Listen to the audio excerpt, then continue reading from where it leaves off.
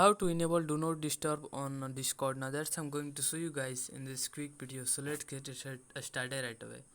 To enable Discord, what you can do is you have to, when you click on these three horizontal lines in the top left corner, then you come to this page, and here you can see in the side menu, you can also see the in the bottom of this page, you can see the your profile picture in the bottom right corner.